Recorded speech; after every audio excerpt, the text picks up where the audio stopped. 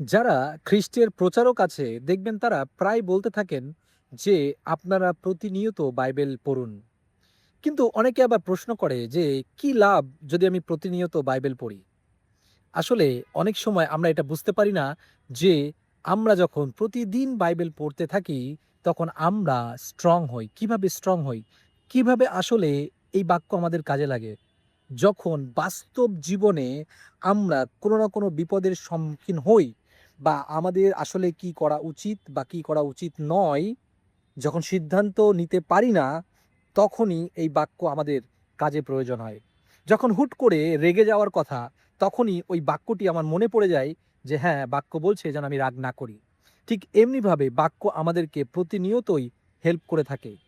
যার জীবনে যত বেশি বাক্য এবং যে যত ধ্যান করে বাক্যকে পড়েছে, বুঝেছে এবং সে যতবারই তার জীবনে বিপদে পড়ে না কেন, সে কিন্তু সে বিপদ থেকে সহজেই সমাধান পায় কারণ সে বাক্য জানে।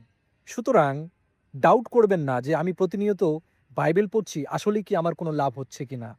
অবশ্যই। যেমনি করে আপনি ওষুধ যেমন খান, দেখবেন ওষুধ খেতে, খেতে আপনি সুস্থ হন। যেমন খাবার খান, খাবার খেতে, খেতে আপনি স্ট্রং হন, বৃদ্ধি পান, বড় হন। ঠিক একইভাবে প্রতিনিয়ত যেন আমরা বাক্যের সাথে থাকি। যতই বাক্য আমরা অনুধাবন করব, যতই বাক্য আমরা পড়ব, ধ্যান করব, ততই আমরা আধ্যাত্মিকভাবে শক্তিশালী হব।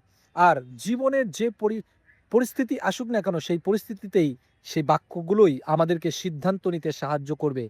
তাই বাক্যের সাথে থাকুন, প্রভু যিশুর সাথে থাকুন। ঈশ্বর আপনাদের প্রত্যেককে অনেক, অনেক আশীর্বাদ করুক। জয় যিশু সকলকে।